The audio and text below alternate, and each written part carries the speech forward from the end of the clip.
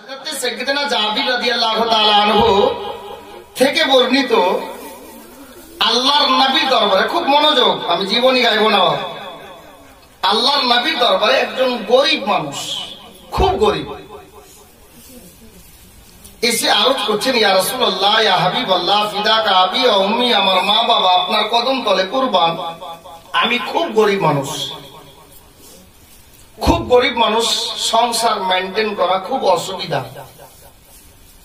বাড়িতে ছেলে মেয়ে স্ত্রী পরিবার নিয়ে খুব অভাবের মধ্যে আমার সময় কাটছে। কার দরবারে বলছেন জানেন? রাহমাতুল লিল আলামিনের দরবারে, আল্লাহর শ্রেষ্ঠ পয়গম্বর নবীদের ইমামের দরবারে, যে দরবার থেকে নিস্তনিজ পর কোনদিন খালি হাতে ফিরেনি। মুসলমান তো মুসলমান, কোন ইহুদি নাসারাও যদি আল্লাহর নবীর দরবারে গিয়েছে আর ঝুলি ফালিয়েছে, হাত ফালিয়েছে, তো আল্লাহর নবী তার দামান ভর্তি করে পাঠিয়েছেন। অনেক তারিখে আছে, অনেক ইতিহাসে আছে। তো হযরতে বিশ্বনবীর দরবারে এই গরিব লোকটি গিয়ে বলছেন, ইয়া রাসূলুল্লাহ, আপনার দরবারে আমি খালি ঝুলি নিয়ে এসেছি, কিছু দেন যেন আমার সংসারটা ভালোভাবে চলে। তো গরিব লোকটি বলছে, হুজুর, আপনার দরবার থেকে কেউ কোনোদিন খালি হাতে ফিরেনি, আমিও বড় আশা নিয়ে আপনার দরবারে হাজির হয়েছি, আপনি কিছু দেন। হযরতে সাইয়্যিদনা জাবির রাদিয়াল্লাহু তাআলা আনহু বলছেন, আমি পাশে দাঁড়িয়ে দাঁড়িয়ে ঘটনাটা দেখছিলাম। আল্লাহর নবীর দরবারে বর্তমানে ওই টাইমে কিছু ছিল না, ছিল কি অল্প করে কিছুটা জব, জব বুঝেন তো? তো কেতাবে লেখা আছে দুশের জব আল্লাহর নবী নিজের হস্ত মোবারক দিয়ে ওই গরিব লোকটাকে দিয়ে দিলেন, আর বললেন যে ঠিক আছে বাবা, এই জব নাও আর তুমি বাড়ি যাও, তোমার পরিবার বর্গকে নিয়ে এতে তুমি নিজের রুজি আপনার কি বলে রুজি রুটি করো আর খাও। হযরতে জাবির বলছেন যে জব আমার নবী দুশের দিলেন, তো আমি নিজে দেখলাম ওই লোকটা জব নিল, নিয়ে বাড়ি চলে গেল।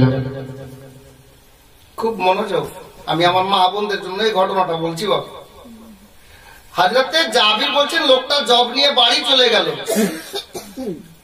বাড়ি নিয়ে গিয়ে বাড়িতে স্ত্রীকে দিল, বলে বিবি, আমার নবীর দরবারে গেলাম, তো এই দুশের জব আল্লাহর নবী আমাকে দিলেন, এই নাও, এই থেকেই তুমি রান্না বান্না করবে, মানে এই জবকে জাঁটাই দিয়ে পিসবে আর আটা তৈরি হবে, যা থেকে রুটি হবে। হযরতে জাবির বলছেন লোকটা চলে গেল, ওই লোকটা গরিব লোকটা বিবিকে নিয়ে গিয়ে এই কথা বললেন ওর বিবি কি অনুরূপ কোন একটা বর্তনে ওই গরিব লোকের স্ত্রী 2 কিলো জব রেখে দিলেন। আর যখনই রান্নার সময় আসতো, তার পূর্বে ওই 2 কিলো জবের মধ্যে থেকে হাতে তুলে নিত অন্য বর্তনে, নিয়ে গিয়ে জাঁতাই বসে ওই জবটাকে পিসতো আর রুটি তৈরি করতো।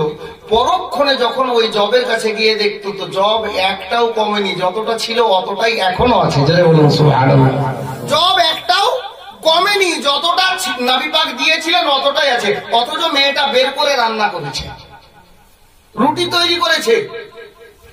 এই করে করে করে করে করে করে কয়েক বৎসর কেটে গেল, কয়েক দিন না, কয়েক বৎসর কেটে গেল।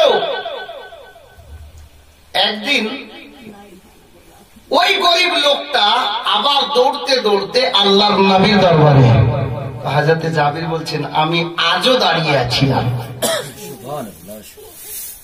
হযরতে জাবির বলছেন আমি আজও দাঁড়িয়ে আছি। এই লোকটা আজ আল্লাহর নবীর দরবারে সে কাকুতি মিনতি করছেন আর বলছেন, ইয়া রাসূলুল্লাহ, ইয়া হাবিবাল্লাহ, কয়েক বছর আগে আপনি যে জবটুকু আমাকে দিয়েছিলেন, আজ পর্যন্ত ওই জব থেকে নিয়ে আমরা প্রতিদিন বাড়িতে খাবার খেতাম, চুল পরিমাণে কমেনি, চুল পরিমাণে কমেনি। ইয়া রাসূলুল্লাহ, আজকে কি করব? আজকে আমার বাড়ির জব শেষ হয়ে গেছে, আজকের পর কি খাবো? তো আমারও আপনার নবী ইলমে গায়বের সংবাদদাতা নবী, আমার নবী যেমন সামনে দেখেন তেমন পিছনে দেখেন, যেমন ডানে দেখেন তেমন বামে দেখেন, যেমন নিচে দেখেন তেমন উপরে দেখেন। আল্লাহর নবী বলেন, তোমার বাড়ির জব তো শেষ হবে। ইয়া রাসূলুল্লাহ, বুঝলাম না। তো আল্লাহর নবী বলছেন, আচ্ছা বাবা বলো তোমার বাড়িতে আজ মেহমান এসেছিল? লোকটা বলছে, জি হুজুর এসেছিল। কয়েকজন এসেছিল? বলে, তোমার বাড়িতে যখন মেহমান এলো তোমার বিবি কি করেছিল? তো আল্লাহর নবী বলছেন, এই দিওয়ানা শোনো, তোমার স্ত্রী আজ কি করেছিল তোমার বাড়িতে? ইয়া রাসূলুল্লাহ বুঝলাম না।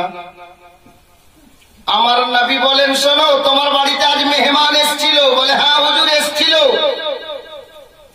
বলে, তোমার স্ত্রী এটাই ভেবেছিল অল্প করে বাড়িতে জব, এখন এই জব দিয়ে রান্না করলে খাবার জমবে কি জমবে না, যার জন্য তোমার বিবি কি করেছিল, আজকে মেহমান আসার পরে পরে তারাজু বাটখারা নিয়ে যেই জবটা আমি কয়েক বছর আগে দিয়েছিলাম সম্পূর্ণ জবকে তারাজুতে রেখে ওজন করেছিল। আলহামদুলিল্লাহ, ওজন করেছিল, আর ওজন করে আজকে রান্না হয়েছে, যার জন্য তোমার বাড়ির জব আজকে শেষ হয়ে গেছে। নবী পাক সাহিবুল আলা তাসরে মদিনা সাল্লাল্লাহু তাআলা আলাইহি ওয়াসাল্লাম বলেন, আমার প্রিয় সাহাবী শোনো, আজকে তোমার বিবি আমার দেওয়া জবটা যদি তারাজু দাড়ি পাল্লায় ওজন না করত, তোমার বাড়ি হাজারো মেহমান যদি চলে আসতো আর কিয়ামতের সকাল পর্যন্ত ওতে থেকে রান্না করে খাওয়াতে কসম খোদার একটাও জব কমতো না। জোরে বলুন সুবহানাল্লাহ। কিয়ামতের সকাল হয়ে যেত, তোমার বাড়ির ওই জব কমতো না। তো হযরতে সাইয়্যিদনা জাবির রাদিয়াল্লাহু তাআলা আনহু নবী পাকের একজন গরীব সাহাবী। খন্দকের যুদ্ধের সময়কার ওয়াকিয়া। আল্লাহর নবী খিদার জ্বালা সইতে না পেরে পেটে একটা না দুইখানা পাথর বেঁধে বসেছিলেন। আল্লাহর নবীর কিছু সাহাবী আল্লাহর নবীর দরবারে গিয়ে আরজ করলেন, ইয়া রাসূলুল্লাহ, আমরা আর খিদার জ্বালা সইতে পারছি না। তো সাহাবীগণ পেটে পাথর বেঁধেছেন। আল্লাহর নবী বলছেন, সাহাবীরা তোমরা খিদা জ্বালা সইতে পারছো না, আমি নবীকেও দেখো কি অবস্থা। সাহাবীরা একটা পাথর বেঁধেছেন, আল্লাহর নবী দুইখানা পাথর বেঁধেছেন। সাহাবীরা অবাক হয়ে আল্লাহর নবীর দরবারে বেয়াদবি ক্ষমা চাইছেন, ইয়া রাসূলুল্লাহ বেয়াদবি ক্ষমা করবেন, আমাদের ভুল হয়ে গেছে। আল্লাহর নবী বললেন, না সাহাবী, তোমাদের ভুল হয়নি, তোমরা সেটা জানো না। কাজে মগ্ন হলেন। এই ঘটনা যখন ঘটে, হযরতে সাইয়্যিদনা জাবির পাশে দাঁড়িয়ে এই দৃশ্যটা দেখলেন যে আল্লাহর নবী খিদার জ্বালা সইতে না পেরে পেটে পাথর বেঁধে বসে আছেন। আল্লাহু আকবার কবিরা। বাবারা, ভাইরা, মা বোনেরা, হযরতে সাইয়্যিদনা জাবির রাদিয়াল্লাহু তাআলা আনহু এবার ওখান থেকে বাবা দৌড় লাগালেন নিজের বাড়ির দিকে বাবা। আর বাড়ির দরজাতে গিয়ে, নিজের বাড়ির দরজাতে দাঁড়িয়ে নিজের স্ত্রী সাহেবাকে ডাক দিচ্ছেন, বিবি রে, ও বিবি কোথায় আছো রে, একটু তাড়াতাড়ি করে রুম থেকে বেরিয়ে এসো। হযরতে জাবিরের বিবি ঘর থেকে বেরিয়ে বলছেন, হুজুর কি হয়ে গেল, এই মতো চেঁচামেচি করে শব্দ, আজকে ব্যাপারটা কি? হযরতে জাবিরের বিবি বলছেন, হুজুর ব্যাপারটা কি একটু খুলে বলেন। হযরতে জাবির বলছেন, বিবি রে, আমি তোমার কাছে আসলাম এই জন্য রে বিবি, আজকে আল্লাহর রহমতের বৃষ্টি বাড়িতে বর্ষণ করিয়ে নেওয়ার সময় চলে এসেছে। হযরতে জাবিরের বিবি বললেন, হুজুর আমি বুঝে উঠতে পারলাম না। হযরতে জাবির বলছেন, বিবি আমাকে একটা কথা বলতো রে। কি কথা রে? কি কথা স্বামী যান, কি কথা হুজুর? হযরতে জাবির বলছেন, বিবি বলতো বাড়িতে কিছু খাবার আছে কিনা, বাড়িতে কোনো খাবার আছে কিনা। জাবিরের বিবি বলছেন, হুজুর গো, ওগো আমার স্বামী যান, হঠাৎ করে খাবার কথা জিজ্ঞেস করছেন, ব্যাপার বুঝতে পারলাম না। তো মেয়েদের ঈমান দেখেন মা বোনেরা গো। হযরতে জাবির বলছেন, বিবি আমাকে একটা কথা বলতো রে। হুজুর কি কথা বলবো? বলে বলতো রে, ইসলাম ধর্ম পেলি কার জন্য, কোরআন পেলি কার জন্য, নামাজ কার জন্য পেয়েছি, হজ যাকাত কার জন্য পেয়েছি, আল্লাহর ঠিকানা কার জন্য আমরা পেয়েছি, সত্যের সন্ধান কার দ্বারাতে পেলাম। হযরতে জাবির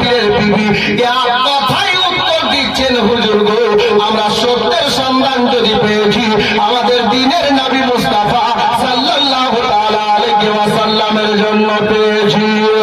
হযরতে জাবির আর বাবা চোখে পানি ধরে রাখতে পারলেন না গো।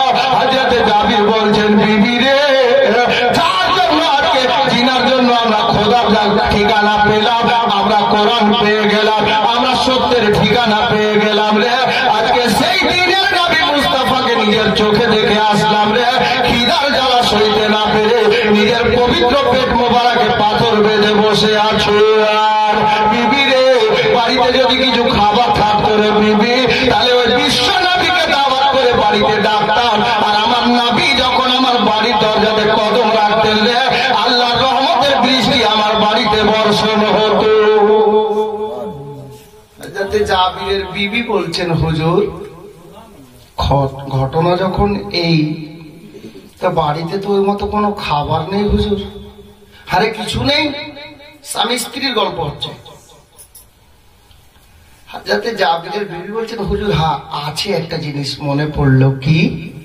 বলে, হুজুর অল্প করে জবের আটা আছে, জবের আটা অল্প করে 2-4টা রুটি হবে এরকম আটা আছে। হযরতে জাবির বলছেন, বিবি এক কাজ কর, ওই জবের আটা যতটা আছে ওটা থেকে রুটি তৈরি কর, নবীকে দাওয়াত করবো, উনি আসবেন, আমরা রুটিটাই তাহলে খাওয়াবো। যা আছে বাড়িতে, গরিব মানুষ কি করবেন।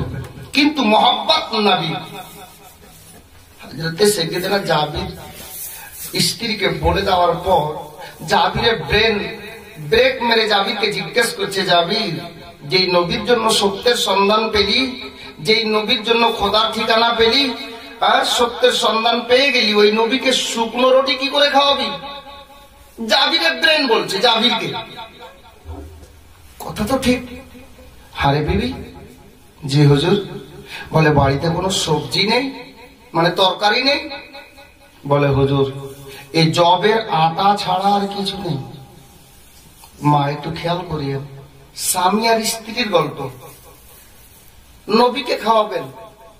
এই দেখেন জাবিরের বিবি, সাহাবীর স্ত্রী, বাড়িতে জবের আটা ছাড়া আর কিচ্ছু নেই। কিভাবে সংসার মেনটেন হচ্ছে এনাদের? জাবির বলছেন, বিবি বাড়িতে কোনো সবজি নেই, তরকারি নেই। আহা, হযরতে জাবিরের বিবি বললেন, হুজুর বাড়িতে ওই মতো কোনো সবজির ব্যবস্থা নেই, কোনো সবজি নেই। হারে দয়ার নবীকে শুকনো রুটি কি করে খাওয়াবো রে? তখন জাবিরের বিবি বলল, হুজুর গো একটা কথা মনে পড়লো হুজুর। বলে, কি কথা রে? বলে, আমাদের বাড়িতে, আমাদের ঘরে একটা ছোট্ট করে ছাগলের বাচ্চা আছে হুজুর। যদি আপনি চান তাহলে আমার নবীর মহাব্বতে ওই ছাগলের বাচ্চাটাকে হালাল করে দেন গো। আর ওই বাচ্চাটা হালাল করে যে মাংসটা হবে ওটাকে রান্না করে রুটির সঙ্গে দয়ার নবীর সামনে পেশ করে দেব। মা বোনেরা ধ্যান দে। হযরতে জাবির রাদিয়াল্লাহু তাআলা আনহু বললেন, বিবি রে, আমার নবীর জন্য যখন আমরা সত্যের সন্ধান পেয়েছি রে, আমার নবীর মহব্বতে ওই বাচ্চা কেন কুরবানি দিতে পারবো না? হযরতে জাবির নিজের বিবিকে বলল, বিবি রে বাচ্চাটাকে ধরে আন রে। বাচ্চাটা ধরে আনা হলো, আর ঘর থেকে একটা ধারালো ছুরা বের করে ওই বাচ্চাটাকে আঙিনার মধ্যে বাবা শুইয়ে দিয়ে, জমিনে শুইয়ে দিয়ে বিসমিল্লাহ আল্লাহু আকবার বলে বাবা হালাল করে দিলেন। কিন্তু খুব মনোযোগ মা, একটাই ঘটনা, এই ঘটনা বলে আর আগে বাড়বো না। হযরতে জাবিরের বাড়িতে দুটা ছোট ছোট ছেলে ছিলেন। জাবিরের দুটা বেটা, কচি কচি বয়স, কথা বলতে শিখেছে, চলতে শিখেছে। জাবির রাদিয়াল্লাহু তাআলা গরিব মানুষ গো, ওই বাচ্চাদের জন্য কোনো খেলনা বাবা এনে দিতে পারেন নাই। ওই বাচ্চারা বাড়িতে বাবা ছাগলের বাচ্চাটাকে নিয়ে খেলনার মতো ডান দিকে বাম দিকে ঘুরতো আর চলতো বাবা। একটাই ছাগলের বাচ্চা। বাবা যখন ওই বাচ্চাটাকে বাবা হালাল করছেন ঘরের মধ্যে, আঙিনার মধ্যে গো, ওই জাবিরের দুইটা বেটা পাশে দাঁড়িয়ে দাঁড়িয়ে বাবা দেখতেছিল। বাবা ছাগলের বাচ্চাটাকে জবাই করে দিয়ে, হালাল করে দিয়ে, মাংস তৈরি করে বিবিকে দিয়ে দিলেন। বিবি রে, তুমি এই মাংস রান্না করো, তরকারি তৈরি করো, আর রুটি তৈরি করো, আমি এবার চলি বিশ্ব নবীকে দাওয়াত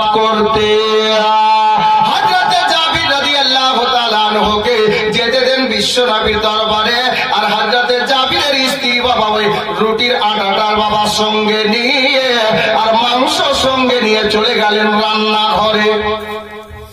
বিবিকে রান্নাঘরে থাকতে দেন আর স্বামীকে দয়ার নবী দরবারে চলতে দেন। বাস দুজন দুদিকে হয়ে গেলেন, বাড়িতে বাকি দুটা ছেলে। একটু ওনার বাড়িতে চলি। মা বোনেরা গো, অন্তর থেমে বসেন। মা হযরতে সেকেদার জাবিরের কচি কচি দুইটা বেটা একে অপরের সঙ্গে কথা বলছে। ভাই কি হলো? বলে হ্যাঁ রে, আব্বার মনে কি একটুকু দয়া হলো না রে? আমরা দুই ভাই ওই বাচ্চাটাকে নিয়ে খেলনার মতো খেলছিলাম, ঘুরছিলাম রে, আমার আব্বা বাচ্চাটাকে কি করে জবাই করে দিলেন। তো এক ভাই বলছে না বুঝছেলে, এক ভাই বলছে ভাই আব্বা কি করে বাচ্চাটাকে জবাই করলো? যদি পরীক্ষা করতে হয় তো আব্বা যেরকম হাতে ছুরা নিয়েছিলেন ওরকম ছুরা লাগবে।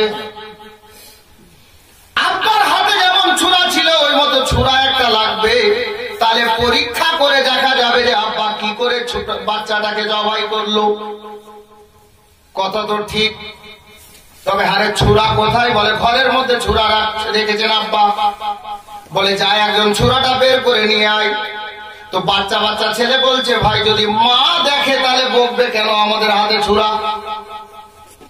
আপনাদের গ্রামে দেখবেন যদি একটা 5 বছরের বাচ্চা এত বড় একটা ছুরা বা কাতি হাতে নিয়ে থাকে, বড় লোক যারা ওরা বলবে এই ছেলে, এই কাজ ছেলে তুই রে, কেন কাতি নিয়ে হাতে আছিস? কোথায় ক্ষতি হয়ে যাবে না? হাত পা কেটে যেতে পারে, চল বাড়ি যা। বা কাউকে ডেকে ওই বাচ্চাটাকে বলবে যে বাচ্চাটাকে ওর মায়ের কাছে পৌঁছাও বা ওর বাবার ঘরে পৌঁছাও, কারণ বাচ্চার হাতে ছুরা আছে, কোথাও হাত পায়ে লেগে গেলে ক্ষতি হয়ে যাবে, ভয় থাকে। বাচ্চা বাচ্চা ছেলে, সাহাবীর ছেলে গো, হযরতে জাবিরের ছেলে বলছে ভাই এমন ভাবে ছুরাটা বের করে আনো যেন মা দেখতে না পায়। মা রান্নাঘরে মগ্ন আছে, আর একটা ভাই গিয়ে বাবা ঘরের মধ্যে থেকে মা থেকে লুকিয়ে ওই ছুরা খানা বাবা লুকিয়ে বাবা বাইরে চলে আসলো। হযরতে জাবিরের একটা ছেলে বলছে ভাই তাহলে পরীক্ষা করা যাক, ছুরা হাতে পেয়েছি। একজন ভাই বলছে ভাই এখানে পরীক্ষা করা যাবে না। বলে কেন রে? বলে মা যদি কোনো কারণবশত রান্নাঘর থেকে বেরিয়ে যায় তাহলে আমাদেরকে বকবে। তাহলে কোথায় যাব? বলে ঘরে না, চল বাইরে যাই। তো রাস্তায় যদি আমরা গিয়ে ওই পরীক্ষাটা করি রে, তাহলে আমাদের মা দেখতে পাবে না বটে, গ্রামের কোন লোকজন যদি রাস্তা দিয়ে যায় আমাদের হাতে ছুরা দেখে তাহলে তারাও বকবে। তাহলে পরীক্ষা করা কি হবে না রে ভাই? এই কথা বলতে বলতে একজন ছেলে বলে উঠলো ভাই শোনো রে, একটা জায়গা আছে যেখানে মা দেখতে পাবে না আর পাড়ার লোকও দেখতে পাবে না। বলে ভাই সেটা কোথায় রে? বলে চল ঘরের ছাদের উপরে চলে যায়। বাড়ির ছাদে চলে যায়, মা দেখতে পাবে না, পাড়ার লোকজন দেখতে পাবে না রে। ওই জায়গায় আমরা পরীক্ষা করে নেব যে আমার আব্বা কেমন করে ছাগলের বাচ্চাটাকে জবাই করলে। এই বলে বাচ্চা বাচ্চা ছেলে হাতে ছুরা নিয়ে ছাদের উপরে বাবা উঠে গেলে। উঠে যাওয়ার পরে এক ভাই বলছে ভাই তাহলে পরীক্ষা করা যায়। তখন এক ভাই বলছে ভাই রে আমার আব্বা ছাগলের বাচ্চাটাকে জমিনে আগে শুইয়েছিলেন, তাহলে আমাদের মধ্যে একজনকে ছাদে শুইতে হবে। এই বলে একটা ভাই শুয়ে গেল বাবা, আর একটা ভাই হাতে বাবা একটা ছুরা, ওই ছুরাটা ধারণ করলেন, ধরে নিলেন আর বলছেন ভাই রে এবার পরীক্ষা করব যে আমার আব্বা কিভাবে বাচ্চাটাকে জবাই করেছিলেন। হযরতে জাবিরের একটা বেটা ছাদে শুয়ে আর অপর বেটাটা ওই ছুরাটা হাতে নিয়ে নিজের ভাইয়ের গলাতে মতো লাগালেন, আর লাগিয়ে নেওয়ার পরে সোজা করে গো ওই ভাইকে বলছে ভাই রে আমার আব্বা এই মতো করে বাচ্চাটাকে জবাই করলে। আর যেমনই এই মতো করে দেখাতে যাবে নিজের হাতে করে নিজের ভাইকে ওই আব্বার মতো করে গো ছাগলের বাচ্চার মতো বাবা জবাই করে দিলে। যেমনই জবাই করে দেওয়া রক্তের ধারা বেরোতে আরম্ভ হয়েছে, রক্ত বেরোতে আরম্ভ হয়েছে। যেমনই রক্ত বেরিয়েছে ওই জিন্দা বেটা যেটা ও দাঁড়িয়ে যেটা হাতে বাবা ছুরা ছিল ভাইয়ের গলা কেটে গেল, রক্ত বেরিয়ে এলো। তখন সইতে না পেরে মা বলে ভাইটা কেঁদে উঠেছে, নিজের ভাইকে জবাই করে দিল। মা বলে যখন কেঁদে উঠলো ওই মা শব্দটা ডানে বামে না গিয়ে লাগবি তো লাগ জাবিরের স্ত্রীর কানে। কচি কচি বাচ্চা জাবিরের স্ত্রী রান্নাঘর থেকে ডাক দিচ্ছেন, নবীর মহব্বতে রুটি তৈরি হচ্ছে এবং মাংস তৈরি হচ্ছে, তরকারি। জাবিরের স্ত্রী রান্নাঘর থেকে ডাক দিচ্ছে, হারে বেটা কি হলো, তোরা মারামারি করছিস নাকি? কি হলো, তোরা কেন কাঁদতে লাগলি? হ্যাঁ, যেমনই মা কথা বলেছে এই ছেলেটা মা বলে কেঁদে উঠলো চাঁদের উপরে, না আর কথা বলে না। কি হলো রে, কাঁদছিস কেন? জাবিরের স্ত্রী যে এবার ডাক দিচ্ছেন তো আর ছেলে বলে না। এখন বলবেন মাওলানা মা বলে কাঁদলো আর এখন মা ডাকছে তো কথা বলে না, কারণ কি? কারণ একটাই, ছেলেটা এই জন্য চুপ হয়ে গেছে, আর কাঁদে না আর কথা বলে না। এখন মা যদি বেরিয়ে আসে আর দেখে যে আমি ভাইয়ের গলা কেটে দিয়েছি, তাহলে মা আমাকে মারবে, বকবে। ছোট ছেলে না, ভয় আছে, বকবে, যার জন্য কাঁদে না। কিন্তু মায়ের মন কি মানে গো? মানে না। মায়ের মতো অমূল্য ধন পৃথিবীতে ছেলেদের জন্য আর কিছু নেই, অমূল্য ধন। যার মা নেই ওকে জিজ্ঞেস করেন মা কি জিনিস, ও বলতে পারবে। যার মা আছে এখন বুঝতে পারছেন না। হযরতে জাবিরের বিবি রান্না করে চিন্তায় পড়ে গেলেন, আল্লাহ ছেলেটা এখন মা বলে কাঁদলো কেন, আর কথা বলে না। যার জন্য জাবিরের স্ত্রী বাবা রান্নাঘর থেকে মনে সন্দেহ হলো, উনি রান্নার কাজ রেখে দিয়ে বাইরে বেরিয়ে আসলেন। ডাক দিচ্ছেন বেটা বেটা বলে, বেটা কথা বলে না। হঠাৎ করে নজর গেল ঘরের ওয়ালে, যেমনই ঘরের ওয়ালে নজর গেল গো, ছাদের উপর থেকে তরতাজা রক্তগুলো বয়ে বয়ে নামতেছে। হযরতে জাবিরের বিবি বলছেন, বেটা কি হলো রে, ছাদের উপর থেকে কেন রক্ত বয়ে বয়ে নামছে? এই বলে ডাক দিতে দিতে বাবা জাবিরের বিবি ওই সিঁড়ি দিয়ে ছাদের উপরে যাচ্ছেন বাবা, দেখার জন্য ছাদের উপরে কি হয়ে গেল, রক্ত কেন বইছে। মা বোনেরা, হযরতে জাবিরের স্ত্রী যেমনই ছাদের উপরে গেলেন গো, জিন্দা বেটা দাঁড়িয়ে দাঁড়িয়ে দেখছিলেন যে আমার মা ছাদের উপরে চলে আসছে, আমাকে যদি দেখে ভাইয়ের গলা কেটেছি আমাকে মারবে, ধরবে, বকবে গো। এই বেরাদার ছাদের উপর থেকে নিচে যাওয়ার বিপরীত আর কোন রাস্তা ছিল না। জাবিরের স্ত্রী যেমনই বাবা সিঁড়ি দিয়ে ছাদে পা দিতে যাবে, মা মারবে বলে, মা বকবে বলে, জাবিরের জিন্দা বেটাটা ছাদের উপর থেকে লাফ দিয়ে বাবা মাটিতে পড়ে গেল। যেমনই মাটিতে পড়ে যাওয়া, জাবিরের জিন্দা বেটাটা মাটিতে পড়ার সাথে সাথে বাবা দুনিয়া থেকে বিদায় নিয়ে নিলেন। দুনিয়া থেকে বিদায়। মা বোনেরা গো, এমন কোন মা আছে যে একটা ছেলে উপরে জবাই হয়ে পড়ে আছে আর একটা ছেলে নিচে পড়ে গিয়ে সঙ্গে সঙ্গে শেষ? কোন মা আছে কাঁদবে না? কোন বাবা আছে কাঁদবে না? হযরতে জাবিরের বিবি কাঁদছে বাবা, চোখ দিয়ে ঝরঝর ঝরঝর করে ঝর্ণার পানির মতো, আপনার টপ টপ করে মতির দানার মতো অশ্রু মোবারক গুলো বয়ে পড়ে যাচ্ছে। সিনার কাপড় বাবা ভিজে চলে যাচ্ছে। দুটাই পুঁজি, দুটাই শেষ, দুটাই ছেলে, দুটাই শেষ। হযরতে জাবির রাদিয়াল্লাহু তাআলা আনহুর স্ত্রী কত সাবেরা মেয়ে গো, আল্লাহ তাবারক ওয়া তাআলার প্রিয় মাহবুবের মহব্বত কত অন্তরে রেখেছেন গো, আমার নবীকে কত ভালোবেসেছেন জানেন গো। মা বোনেরা শুনেন, হযরতে জাবিরের স্ত্রী বলছেন, খোদা আল্লাহ পাক কোরআনে বলেছেন, কুল্লু নাফসিন যায়কাতুল মাউত, প্রত্যেক আত্মাকে অবশ্যই একদিন মৃত্যুর স্বাদ গ্রহণ করতে হবে, যার যখন সময় হবে তাকে যেতে হবে। আল্লাহ গো, আমার ছেলে দুটোর সময় হয়তো এতদিন ছিল, ছেলে দুটি ইন্তেকাল করে গেল। এ বেরাদার, এখন ছেলে দুটিকে নিয়ে বসে বসে যদি কাঁদি, আমার স্বামী গেছেন নবীকে দাওয়াত করতে, আমার নবী যখন দাওয়াত নিয়ে আমার বাড়িতে আসবে, তাহলে আমার এই অবস্থা থেকে কিন্তু নবী আর খাবেন না। ইমাম দেখেন একজন মেয়ের, তাহলে ছেলে দুটিকে নিয়ে বসে কাঁদলে আর চলবে না। আল্লাহ ভাগ্যে যা রেখেছিলেন সেটা হলো। হযরতে জাবিরের স্ত্রী কি করলেন, ওই ছেলেটাকে ছাদের উপর থেকে তুলে আনলেন নিচে, নিচে যেটা ছেলে পড়ে ইন্তেকাল করে গেলেন, আর একটা খাটের নিচে, খাটের উপরে না, খাটের নিচে ভরে দিয়ে কাপড় দিয়ে ঢেকে দিলেন, চাদর দিয়ে ঢেকে দিলেন, আর যে রক্তগুলো বয়েছিল জল দিয়ে ধুয়ে মুছে পরিষ্কার করে দিলেন, যেন কেউ বুঝতে না পারে যে এরকম দুর্ঘটনা বাড়িতে ঘটেছে। জাবিরের স্ত্রী দেখেন কি করছেন, একজন মেয়ে মানুষ। হযরতে জাবিরের বিবি অন্তত কাঁদছে বাবা, কিন্তু চোখে পানি আসতে দিচ্ছেন না, কারণ আমার নবী আসবেন জাবিরের বাড়িতে, রাহমাতুল্লিল আলামিন আসবেন। জাবিরের স্ত্রী রান্নাঘরে গেলেন, রান্নার কাজ সমাপ্ত করতে যাচ্ছেন, কাজ চলছে শেষের দিকে। হযরতে জাবির ওদিকে কোথায় যাচ্ছিলেন? নবীকে দাওয়াত করতে।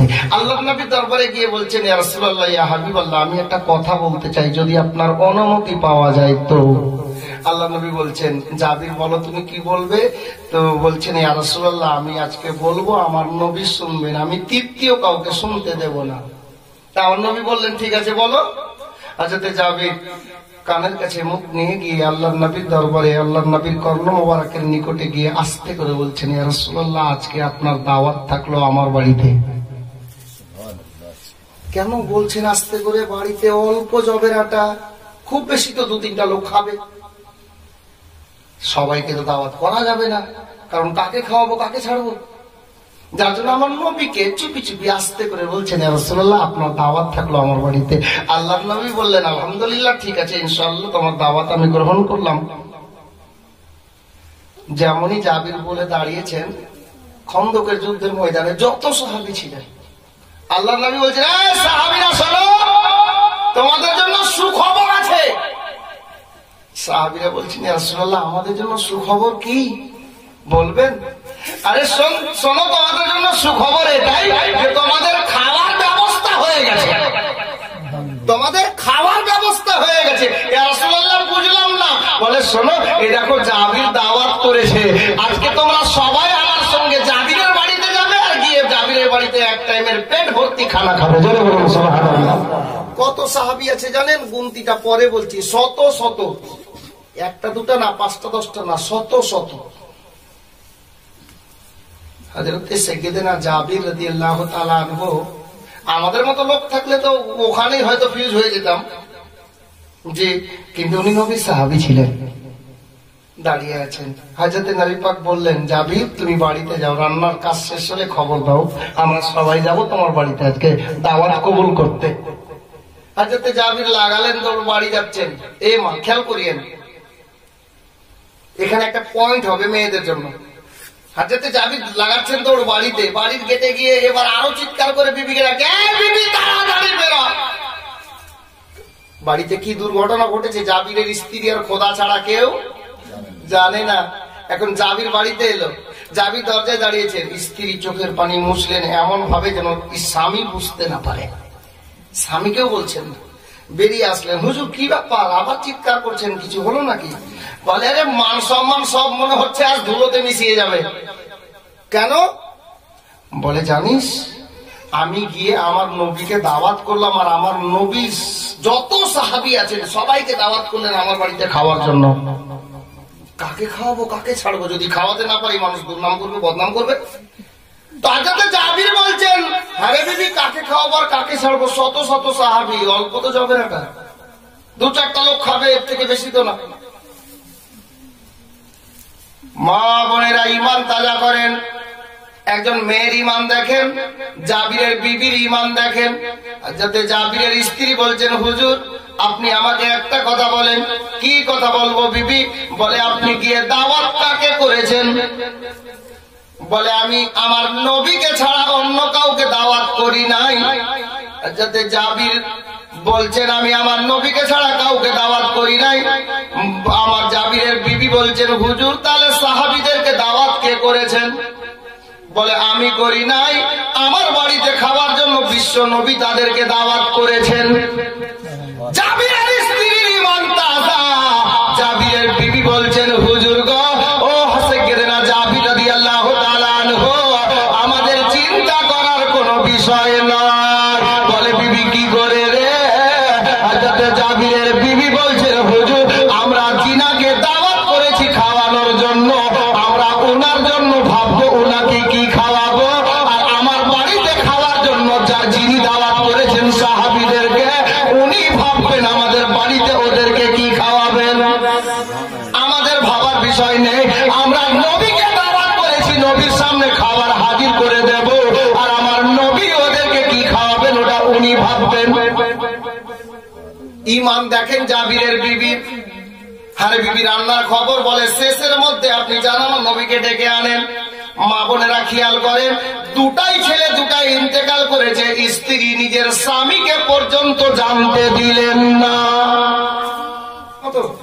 আমার নবীকে ডেকে নিয়ে আসেন, রান্না শেষ, 2-4 মিনিটে হয়ে যাবে, আপনি যেতে যেতে আমার রান্না শেষ হয়ে যাবে। হযরত জাবির গেলেন আল্লাহর নবীর নিকটে, আল্লাহর নবী সমস্ত সাহাবীকে সঙ্গে নিয়ে জাবিরের বাড়িতে হাজির হলেন। এখানে রেওয়ায়াত দুমত আছে বাপ, আমি পরিষ্কার করে দিচ্ছি, কারণ লাউড স্পিকারের শব্দ অনেক দূর যায়। কেউ বলেন যে আল্লাহর নবী জাবিরের বাড়িতে আসার পর ওই আটা সানার পর, আটাতে রুটি তৈরি করার আগে এবং মাংস রান্না করার আগে থুতু মোবারক দিয়েছিলেন। আর কোন রাবী বলেন যে হযরত জাবিরের বাড়িতে আল্লাহর নবী হাজির হলেন, নবী পাক বললেন, জাবির তুমি যা খাবার ব্যবস্থা নিয়েছো চাদর দিয়ে ঢেকে, কাপড় দিয়ে ঢেকে আমার সামনে হাজির করো। তো হযরত জাবির তরকারিটা একটা বর্তনে এবং রুটিটা একটা বর্তনে আল্লাহর নবীর দরবারে কাপড় দিয়ে ঢেকে হাজির করলেন। আল্লাহর নবী লোয়াবে দাহান অর্থাৎ থুতু মোবারক অল্প করে রুটিতে অল্প করে তরকারিতে দিয়ে দিলেন। আর জাবিরকে বললেন, জাবির এই বর্তনটা কাপড়টা পূর্ণ খুলবে না, অল্প করে খুলে দাও, আর একদিক থেকে হাত ভরো আর বের করো, আর সাহাবীদেরকে সারিবদ্ধ ভাবে বসিয়ে 5টা 10টা 15টা যটা হয় লাইন করে বসিয়ে দাও, আর তাদেরকে খাওয়াতে থাকো। একটা না দুটা না, হযরত সাইয়েদনা জাবির ওই খাবারে 1400 সাহাবীকে খাওয়ালেন। 1400 সাহাবীকে খাওয়ালেন। খাওয়ানোর পর আল্লাহর নবীর দরবারে হাজির, ইয়া রাসূলুল্লাহ আপনি এবার একটু খান। হযরত জাবিরকে আমার নবী বলছেন, জাবির খানা কতটুকু আছে? তো জাবির যখন কাপড় দিয়ে ঢেকেছিলেন, নিশ্চয় জাবির দেখেছেন। হযরত জাবির আল্লাহর নবীর নির্দেশে চাদর তুললেন। জাবির বলছেন, ইয়া রাসূলুল্লাহ আপনার থুতু মোবারকের এত বরকত, ইয়া রাসূলুল্লাহ যেটুকু রান্না হয়েছিল আমি চাদর দিয়ে ঢেকে আপনার দরবারে হাজির করেছিলাম, আর আপনি থুতু মোবারক দিয়ে দিলেন, আমি খুলে দেখিনি, আর একদিক থেকে বের করলাম আর খাওয়ালাম। 1400 সাহাবীকে খাওয়ানো হয়ে গেছে।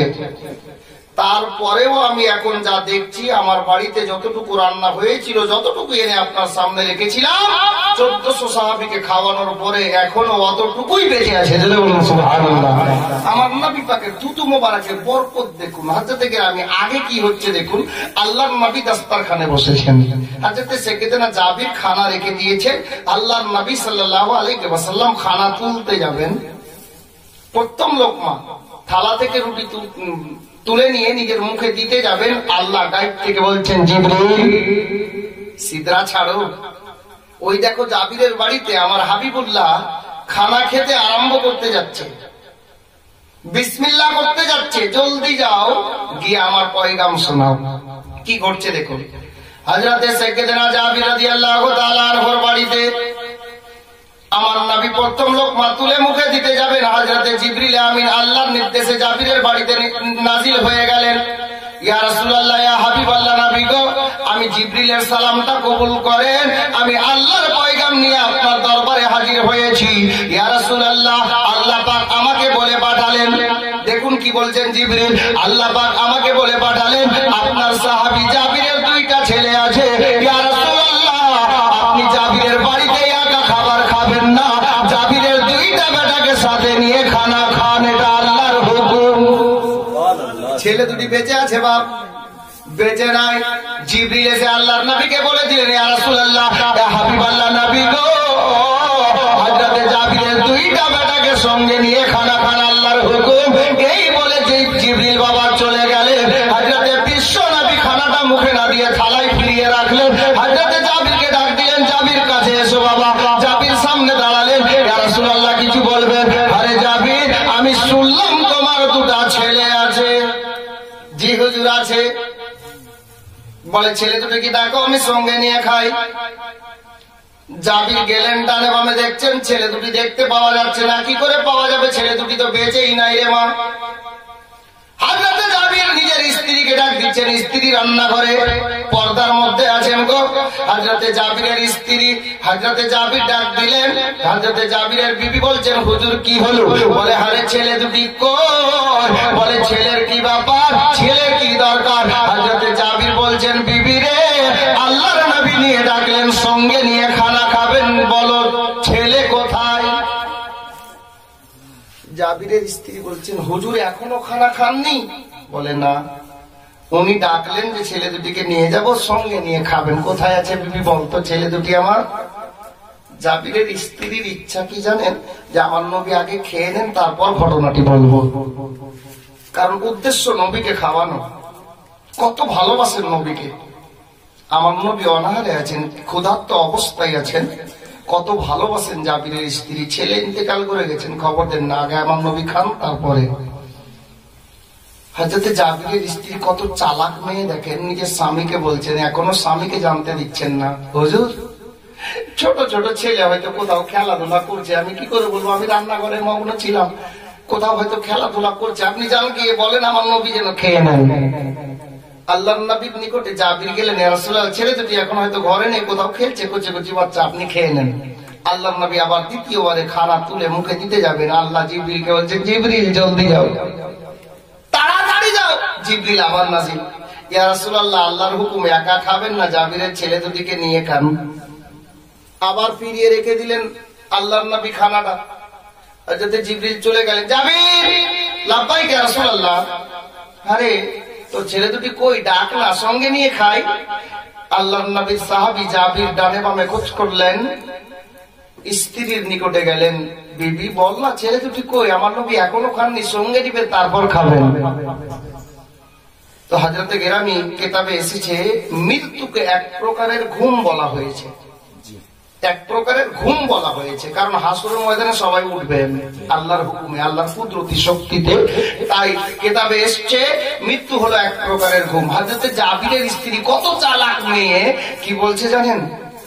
নিজের স্বামীকে বলছেন, হুজুর গিয়ে আমার বিশ্ব নবীকে বলে দেন যে আমার ছেলে দুটি ঘুমিয়ে গেছে, তবে কোন ঘুমে ঘুমিয়েছে এটা বাবা বললেন না। জীবনের শেষ ঘুমে ঘুমিয়ে গেছে ছেলে দুটি গো, আর কোনদিন মা বলে ডাকবেন না, আব্বা বলে ডাকবেন না। আমার নবীকে গিয়ে বললেন, ইয়া রাসূলুল্লাহ, ইয়া হাবিবাল্লাহ, নবী গো, আপনি খানা খেয়ে নেন, আমার ছেলে দুটি এখন ঘুমিয়ে গেছে। দ্বিতীয় নম্বরে আমার বিশ্ব নবী যখন খানাটা তুলে মুখে দিতে যাবেন গো, হযরতে জিবরিল আমিন আল্লাহর হুকুমে আবার নাজিল হয়ে গেলেন, ইয়া রাসূলুল্লাহ, ইয়া হাবিবাল্লাহ, নবী গো, আল্লাহর হুকুম হলো এটা, আল্লাহর অর্ডার হলো এটা, যতক্ষণ পর্যন্ত আপনি ওই জাবিরের ছেলে দুটিকে সঙ্গে না নেবেন, ততক্ষণ পর্যন্ত জাবিরের বাড়িতে খানা আপনি খাবেন না। মা বোনেরা, আল্লাহর নবী খানাটা আবার রেখে দিলেন গো। হযরতে জাবিরকে বললেন, জাবির তোর ছেলে দুটিকে ঘুম থেকে জাগা, আমার সামনে আনলে আমি নবীর সঙ্গে নিয়ে খানাটা খাই। হযরতে জাবির আর বিবির কাছে যাওয়ার দরকার নেই, কারণ বিবি বলেছেন বাচ্চা দুটি ঘুমিয়ে আছে, যার জন্য জাবির ঘরের মধ্যে চলে গেলেন। একটাও ঘরের মধ্যে কোনো বিছানাতে ছেলেকে পাওয়া গেল না। কি করে পাবে বাবা? কারণ ছেলে দুটি বিছানাতে ঘুমিয়ে নাই, বিছানার নিচে ঘুমানো আছে। জাবির বিছানা খোঁজ করলেন, পেলেন না। অবশেষে বিবির নিকটে গিয়ে বলছেন, বিবি রে, তুই যে আমাকে বললি ছেলে দুটি ঘুমিয়ে গেছে রে, আরে কোন ঘরে ছেলে দুটি ঘুমিয়ে আছে? আমি বিছানাতে পেলাম না রে, কোথায় ঘুমিয়েছো তাদেরকে, কোথায় ঘুমিয়ে আছে বলো বিবি। বলে, হুজুর কেন গো? বলে, বিবি রে, আমার নবীর সঙ্গে না নিলে আমার বাড়ির খানাও খাবেন না। বল বিবি, কোথায় আমার ছেলে দুটি ঘুমিয়ে আছে? আর লুকানো গেল না, আর বাবা চেপে রাখা গেল না, মা আর নিজেকে ধরে রাখতে পারলেন না গো। যখনই জিজ্ঞাসা করা হলো, বিবি বলবে আমার ছেলে দুটি কোথায় ঘুমিয়ে আছে, না পেরে নিজের স্বামীর সিনাতে জড়িয়ে ধরে কাঁদছেন আর বলছেন, হুজুর গো, আমার ছেলে দুটি এমন ঘুমিয়ে গেছে হুজুর, জীবনে আর আপনাকে আব্বা বলে ডাকবে না, আমাকে মা বলে ডাকবে না, আমরা বেটা বলে ডাকবো, আর কথা বলবে না। আমার দুই ছেলে এই মতো অবস্থায় ইন্তেকাল করে গেছে।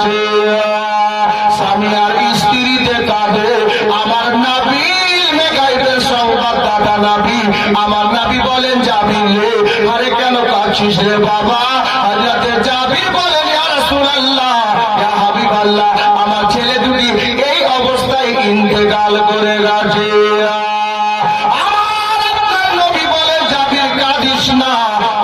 জাবিরের জবান শুনেন বাবা, আমি প্রত্যেকটা নবী প্রেমিককে বলতে চাই, আমার পূর্বে মাওলানা মকিম সাহেব বড় সুন্দর একটা কালাম পড়ে গেছেন, আমি নেটে শুনেছি বাপ, যে মন যদি দিতে হয় নবীকে দিও। বড় সুন্দর কথা। হযরতে গেরামি, আমি আমার মা বোনদেরকে বলবো গো, বাবা ভাইদের জবানদেরকে বলবো, হযরতে জাবিরের জবান শুনেন কি বলছেন বাবা। হযরতে জাবিরকে আমার নবী বললেন, এ জাবির কাঁদিস না বাবা, আল্লাহর জিনিস আল্লাহ ফেরত নিয়েছেন, এতে দুঃখ করার কিছু নাই। আজকে যেমন এ বাড়ি থেকে মা চলে গেছেন, কালকে হয়তো বাবাকে যেতে হবে, পরশু আপনাকে যেতে হবে, আমাকে যেতে হবে, এই মতো ধারাবাহিক একের পর এক বাবা আর চলে যাবে। আসার সিরিয়াল আছে, মানুষের যাওয়ার কোন সিরিয়াল নাই। মা বোনেরা, হযরতে জাবির বলে ইয়া রাসূলুল্লাহ, ইয়া হাবিবাল্লাহ নবী গো, আমার দুইটা ছেলে শহীদ হয়ে গেছে, দুইটা ছেলে ইন্তেকাল করে গেছে, যার জন্য আমি জাবির একটু কাঁদি না। বলে জাবির রে, ছেলে ইন্তেকাল করে গেছে, তুই কাঁদিস না, তাহলে কাঁদছিস তো কাঁদছিস কি কারণে? কত আমার নবীকে ভালোবাসেন গো। হযরতে জাবির বলছেন ইয়া রাসূলুল্লাহ, আমরা দুনিয়ার বুকে এসেছি, আপনার দামান পেয়েছি, খোদাকে দেখিনি, আপনি বলেছেন এক মেনে নিয়েছি, হাসর হবে জানি না কবে হবে, আপনি বলেছেন মেনে নিয়েছি, জান্নাত আছে চোখে দেখেনি, আপনি বলেছেন মেনে নিয়েছি, জাহান্নাম আছে, যারা দুনিয়ায় ভুল করে যাবে ওই জাহান্নামের আগুনে পুড়তে হবে, আমরা চোখে দেখিনি, আপনি বলেছেন মেনে নিয়েছি। ইয়া রাসূলুল্লাহ, যা কিছু বলেছেন আমরা সবাই একই বাক্যে মেনে নিয়েছি। ইয়া রাসূলুল্লাহ, আপনার কলমা পড়ে নেওয়ার পরে আপনার কথার বাইরে চুল পরিমাণে একটা কোনো কাজ আমি জাবির করি না। ইয়া রাসূলুল্লাহ, আজকে এজন্য কাঁদি গো, যে আপনি আমার জিন্দা ছেলেকে নিয়ে আপনার সামনে হাজির করতে বললেন, আমি জিন্দা ছেলেকে হাজির করতে পারলাম না। কত বড় মহাব্বত জাবির। এই বলে কাঁদছেন, ইয়া রাসূলুল্লাহ, আপনার সমস্ত কথা মেনেছি, সমস্ত কাজ করেছি যেটা যেটা বলেছেন, তবে আজকে জিন্দা বেটা দুটি আপনার সামনে হাজির করতে পারলাম না। হযরতে জাবিরের জবান, যেমনই জবান থেকে এই কথা বেরিয়ে গেল বাবা, আমার আল্লাহ পরওয়ারদিগার, ওনার নাম করিম বাবা, আল্লাহর সিফাতির নাম হলো করিম। আল্লাহ পাক নিজের বান্দা বান্দির প্রতি কারাম করেন, আল্লাহর কত দয়া দেখেন গো। আমার আল্লাহ জিবরিল আমিনকে বলে পাঠিয়ে দিলেন আমার বিশ্ব নবীর নিকটে, আমার নবী খবর পেয়ে গেলেন। আল্লাহর নবী বলেন, জাবির রে, আর কাঁদতে হবে না বাবা, আর কাঁদতে হবে না রে, তোমার দুইটা ছেলে বলো কোথায় আছে? বলে ইয়া রাসূলুল্লাহ, ঘরের মধ্যে খাটের নিচে চাদর দিয়ে ঢেকে রাখা আছে, যা বাবা জাবির যা রে, ওই চাদর যেন তাদের মুখ থেকে খুলবে না, ওই চাদর দিয়ে ঢেকে দুইটা ছেলেকে আমার সামনে হাজির করো। আমার আল্লাহর নবী হুকুমে জাবির তাই করলেন। আমার আল্লাহ গায়েব থেকে বিশ্ব নবীকে বলে দিয়েছেন জিবরিলের মারফতে, আমার বিশ্ব নবী জাবিরের বাড়িতে ওই জাবিরের ইন্তেকাল করা ছেলে দুটির সামনে বসে গেলেন বাবা, আর নিজের পবিত্র দস্তে মোবারক হাত মোবারক খানাকে জাবিরের ইন্তেকাল করা ছেলে দুটির চেহারাতে যেমন লাগিয়েছেন, ওই ছেলে দুটি ইন্তেকাল করা ছেলে আমার নবীর হস্ত মোবারকের স্পর্শ পেয়ে হাসতে হাসতে জিন্দা হয়ে উঠে বসে গেল। দুইটা ছেলে হাসতে হাসতে জিন্দা হয়ে উঠে বসে গেল আমার নবীর দস্তে মোবারকের ছোঁয়াতে, যার জন্য কোন শায়ের